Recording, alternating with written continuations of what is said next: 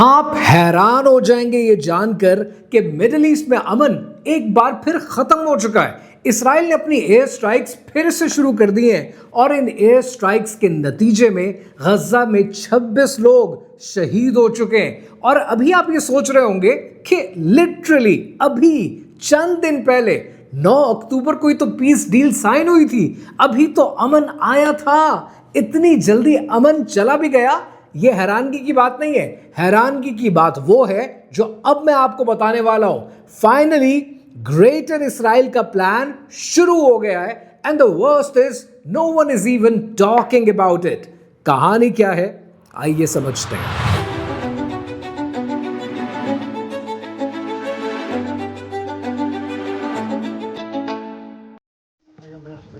بسم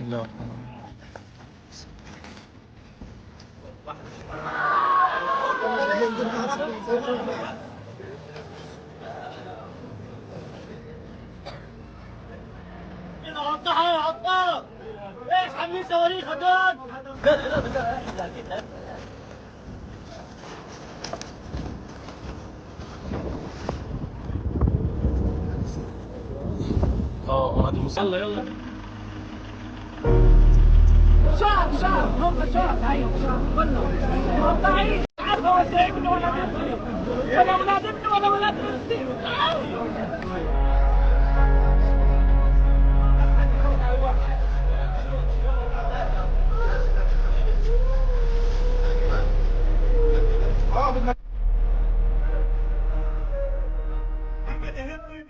نو اکتوبر سن 2025 کو middle asset کی پیس ڈیل سائن ہوتی ہے اور تقریباً 9 اکتوبر کے آس پاس میں نے آپ کے لیے یہ ویڈیو بنائی اور اس ویڈیو میں بہت کیٹیگوریکلی میں نے آپ سے یہ کہا کہ مڈل ایسٹ میں امن قائم رہے میری خواہش ہوگی، لیکن مڈل ایسٹ کا یہ امن کتنی جلدی بے امنی میں بدلے گا؟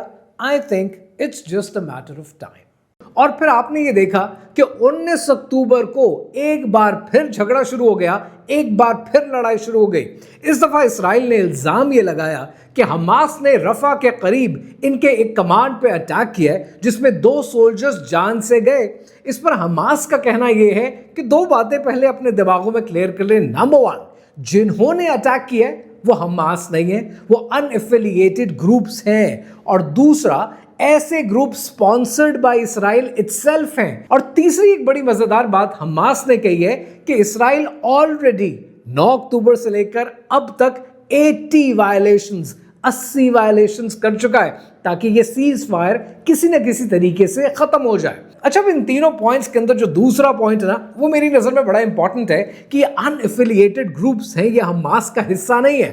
That reminds me کہ جون 2025 میں اسرائیل نے یہ ایکسیپٹ کیا تھا کہ ہم نے غزہ کے اندر اتنے فیکشنز کریٹ کر دیے ہیں ان لوگوں کے جو حماس کو پسند نہیں کرتے، اور ان کے ہاتھ میں بندوق بھی تھما دی ہے اور ان کو لیڈرشپ پوزیشنز بھی دے دی ہیں۔ اب یہ آپس میں ہی لڑیں گے، ہم تک نہیں پہنچیں گے۔ یہ جو سلسلہ ہوتا ہے اس کو پاور ویکیوم کہتے ہیں، اور یہ پاور ویکیوم کریٹ کیا جاتا ہے تاکہ سٹیبلٹی کبھی نہ ہو سکے۔ آپ کی نظر سے تاریخ میں عراق کی وار گزری ہے، آپ کی نظر میں لیبیا کی خانہ جنگی گزری ہے، آپ کی نظر میں افغانستان کی سچویشن بھی گزری ہے۔ اگر آپ ان تینوں سچویشنز کو دیکھیں، جب بھی وہاں پر لیڈرشپ پیدا کرنے کی کوشش کی گئی، کبھی بھی لیڈرشپ بنائی نہیں جاتی ہے، لیڈرشپ کے موقع پر ویکیوم چھوڑ دیا جاتا ہے۔ کتنی حیرانگی کی بات ہے کہ مڈل ایسٹ کے پیس ڈیل کے اندر ہر چیز فیز وائز ہونی تھی، اور سب سے آخر میں کیا چیز آنی ہے کہ لیڈرشپ ڈیسائیڈ کریں گے کہ کس نے لیڈ کرنا ہے، کہ ہم آخر میں ڈیسائیڈ کریں گے۔ جب آپ یہ چیز آخر میں ڈیسائیڈ کریں گے تو پاور ویکیوم کریٹ ہوگا۔ جب پاور ویکیوم کریٹ ہوگا تب فیکشنز آپس میں لڑیں گے، جتنی خانہ جنگی ہوگی اس کا کوئی تو ہے جو فائدہ اٹھائے گا۔ اور یہ باتیں صرف میں نہیں کہہ رہا، یہ باتیں خود نتن یاہو نے ایکسیپٹ کی ہیں کہ ہم نے اتنے فیکشنز کریٹ کر دیے کہ ہم پر کوئی الزام نہیں لگے گا۔ اور اسی بات کو لے کر یونائٹڈ نیشنز نے کیا کہا؟ یونائٹڈ نیشنز نے کہا کہ اگر تو کیا ہے تو انتہائی غیر ذمہ دارانہ کام کیا آپ نے، کیونکہ اس کا خمیازہ उन लोगों को भुगतना पड़ेगा जिन तक ह्यूमैनिटेरियन एड जानी है। जब लोग आपस में लड़ेंगे तो यासिर अबू शबाब जैसे कैरेक्टर्स पैदा होंगे जो चोरियां करेंगे, अपने ग्रुप्स पैदा करेंगे, लेकिन मदद सही लोगों तक जाने नहीं देंगे। और ये अमन कितने दिन तक कायम रहना था, अब इस बात को समझना है तो इस छोटे से वाकये से समझें कि 9 अक्टूबर को पीस डील साइन होती है और 12 अक्टूबर को गजा की सरजमीन पे एक दिल खराश वाकया पेश आता है। सालेह अल जाफरवी, एक ऐसा जर्नलिस्ट जिसका ताल्लुक गजा से, 28 साल का सोशल मीडिया इन्फ्लुएंसर है जो पूरी दुनिया को गजा की करंट सिचुएशन पे अपडेट रखे हुए है। उस जर्नलिस्ट का कत्ल कर दिया जाता है, इल्जाम लगाया जाता है हमास पे, और हमास भी ये कहता है और खुद गजा के लोग भी कहते हैं कि ये काम उन फैक्शंस का है कि जो इसराइल ने क्रिएट की है ताकि आपस में खाना जंगी रहे, एड रुक जाए, एयर स्ट्राइक्स शुरू हो जाएं और अमन कायम ना हो सके। सालेह अल जाफरवी के मर्डर को लेके सबसे हैरानकुन बात पता है क्या है? सबसे हैरानकुन बात यह है कि जैसे ही खबर आती है कि अब वो इस दुनिया में नहीं रहे, उसके चंद घंटों के अंदर अंदर मेटा उसका सोशल मीडिया प्रोफाइल डिलीट कर देती है। यानी इस कदर सेंसरशिप आपने कर रखी है, इतना आपने सोशल मीडिया प्लेटफॉर्म्स को ओब्लाइज कर रखा है कि वो सच दुनिया तक ना पहुंचने दें। लेकिन यहां पर एक सवाल पैदा होता है कि आखिर इस फेक स्टेट को इतनी जल्दी क्या है अमन को खराब करने की? इतनी जल्दी ये दोबारा ऐसी सिचुएशन क्यों पैदा करना चाहते हैं? लिटरली डेज अवे आपने पीस डील साइन की है, 2 हफ्ते नहीं गुजरे हैं और आप अपनी जबान से एक बार फिर पलट गए। इतनी जल्दी किस बात की है? अगर आप इस फेक स्टेट के इंटरनल पॉलिटिक्स को देखें तो आपको ये नजर आएगा कि उनका पॉलिटिकल डिस्कोर्स इस वक्त डिवाइडेड है।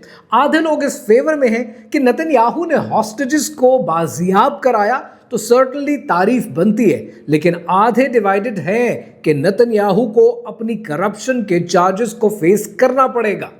खुद इसराइल के लॉ मेकर्स ये कहते हैं कि जब तक जंग चलती रही, जंग छिड़ी रही, तो पॉलिटिकल कवर नेतन्याहू को मिलता रहा कि उन्हें अदालत में आने की जरूरत नहीं है, क्योंकि मुल्क को यूनाइट करना है, आवाम को इकट्ठा लेके चलना है, एक पब्लिक ओपिनियन फॉर्म करना है। लेकिन जैसे ही जंग खत्म हो गई और 9 अक्टूबर को मुज़ाकरात हो गए, पीस डील साइन हो गई, तो चाहे जितना डिले कर ले, नेतन्याहू को आखिरकार 15 अक्टूबर को कोर्ट का सामना करना पड़ा। और कोर्ट का सामना करने के बाद 4 दिन लगे, दोबारा एयर स्ट्राइक शुरू हो गए, क्योंकि करप्शन के चार्जेस नेतन्याहू फेस नहीं करना चाहता, क्योंकि ये जो चार्जेस हैं कि छोटे चार्जेस नहीं हैं। और इन चार्जेस की तफसीलात में अगर आपने जाना हो तो बीबी फाइल्स को एक बार सर्च करके देख लीजिएगा।